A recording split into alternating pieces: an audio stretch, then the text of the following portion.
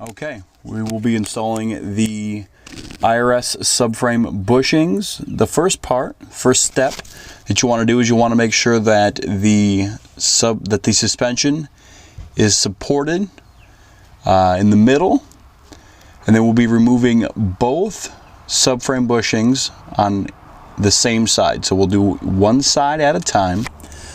The bolts that we'll be removing right here, this 22mm bolt, which is right behind the spring right here to the back of the car, and then the other one is right next to the back tire. Right here we'll be removing this 22mm bolt, and then these two bolts off to the side of it. These will come all the way off, and then we will be putting the bushings in place here. I'll show you how that goes after I get these bolts off. Okay, and here we have both of the bolts removed. So we'll be showing you next that one of the bushings will be going here, the other one up here.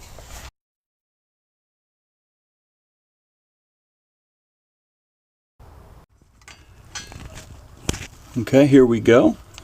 So the next step will be this bushing. It's all one piece. It's going to go right over this spot right here. It slides right in. Let's pop it on. And that side, as easy as that. Next we'll do the top of it. When putting the top bushing on both subframe sides, the thicker one goes on the back. So as you can see, put these next to each other here. This one is a lot thicker than this one. This one's quite a bit thinner. So back side, front side. Thick on the back, thin on the front. Okay.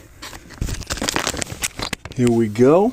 So the next spot here, the next bushing, the top bushing, goes in, if you can see it right there. And it actually has grooves. If you could see as we go around it, that it just fits right into a nice groove. Right like that.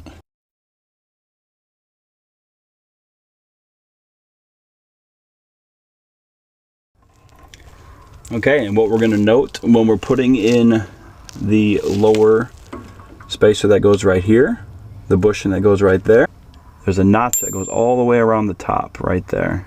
That is going to be facing upward when we put that in the car.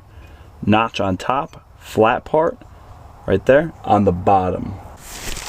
Also, what we're going to want to do to make sure that these slide a little bit easier into place is we're going to spray it with some super lubricant. In my case, we're going to be using some WD-40. Spray it in there. And then we'll be using a small screwdriver and we're pushing it into place. Okay, and here it is loosely fit into place. What you're going to want to do is you'll take the smaller side.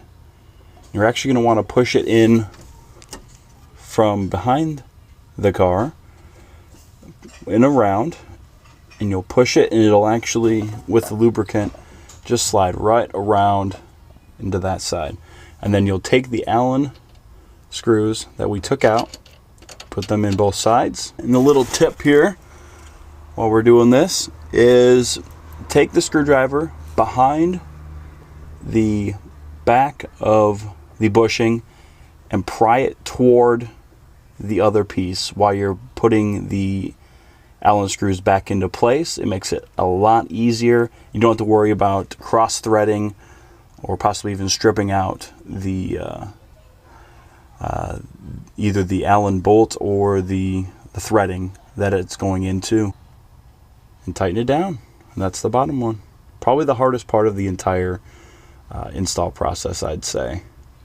And finally, the last step, the bushing that goes on top of the rear subframe right there. Just again slides right into place. Very easy, just kind of sits right on it. And here's this all cinched up, good to go. So this side is completely done. I will now bolt everything back up on this side, tighten it down to spec.